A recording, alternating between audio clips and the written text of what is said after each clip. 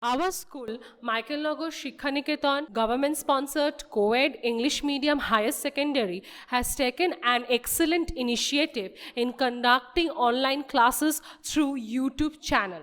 Even in this pandemic situation, our school did not step aback in providing and enhancing knowledge to the students. So, it's a request to the viewers, please like, comment, and subscribe.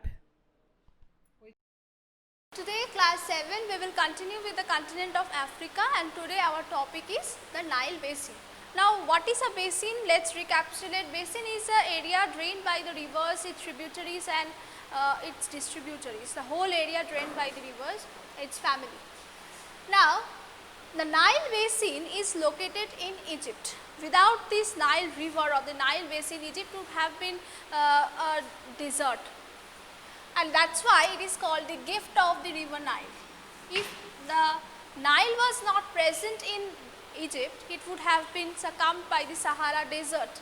It is the longest river in the world with a length of 6,650 kilometers, its length, and it is the longest river in the world. Now, the Nile river is joined by the two tributaries, which is called the White Nile and the Blue Nile. Now, where is the source of White Nile? It is the source of White Nile is in the Burundi highland. It is a plateau region. It is a plateau region and Victoria Lake. The Blue Nile, the source of Blue Nile is at Tana Lake of Ethiopian highland. So, we can see the source of these two tributaries is different. Climatic region where the White Nile passes from is the equatorial climatic region. We know what is the equatorial climatic region. Rainfall is throughout the year because of high temperature of equatorial climatic region, and it supplies water to the Nile throughout the year. For in the case of Blue Nile, the climatic region which it falls in is the monsoon climatic region. Generally, the rainfall occurs in summer, and that's why the river floods over there on tributary. Excess water is drained in the Nile Basin. Now, how after this it joins to form the Nile. So, the occurrence of flood in the lower course means during the monsoon months June to September supplies with immense amount of alluvium. This alluvium is deposited in the banks of the river, and when the alluvium is deposited, well fertile agricultural land is being developed, and that's why it is not a part of the desert. Egypt is not a part of the desert, and it becomes as the gift of the river Nile. Now, we will in detail analyze the course of the river. We know that a perfect river has three courses. Okay? So, the source of the river Nile is in the Burundi highlands of Tanzania. In the Burundi highlands of Tanzania. The upper course of the river is from Lake Victoria to Malakal of Sudan. You need to memorize this course because it is important. Middle course is from Malakal, means just where the upper course ends. The middle course starts from there.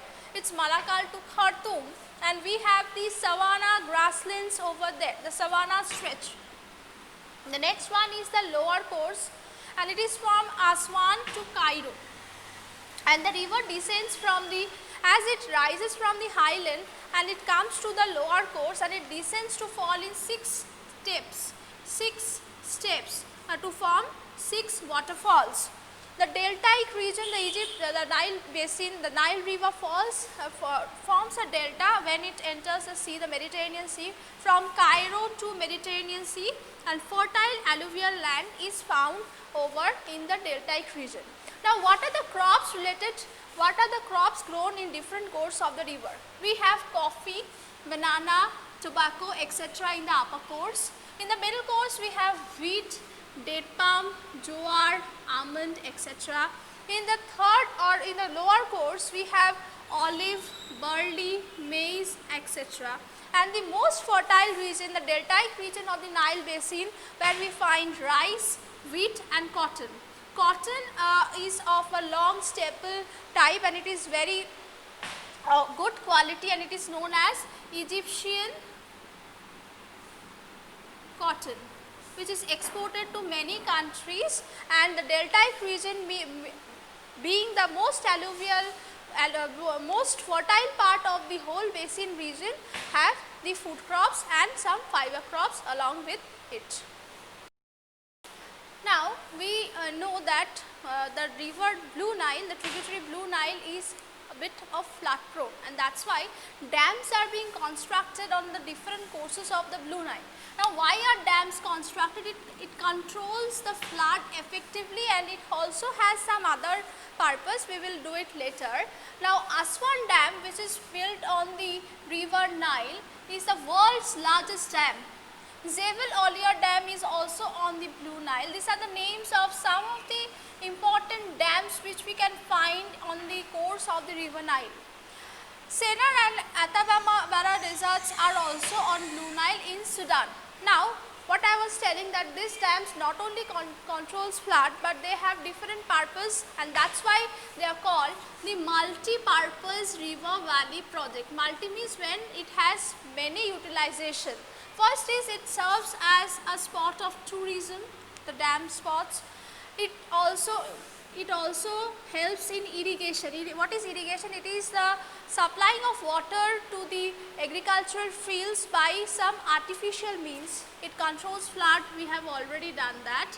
It is a source of hydel power generation, electricity. Water transport is also developed because of the inland areas of the dam. And another thing which is new to you, this is a pisciculture. What is this pisciculture? It is a cultivation of fish on a large scale. Okay. Now, this is actually what we have in the Nile basin. Major cities in this Nile basin, we have Cairo, Alexandria, Port Said and Port Suez. Cairo is important because it is the capital of Egypt. Okay class, Nile basin is up till here it is complete. Please go through your chapter. It is in page number 112 to 115. The map is given over there. Go through it. Questions will be based on this in your examination. Subscribe. Click on the bell. Like, comment, share.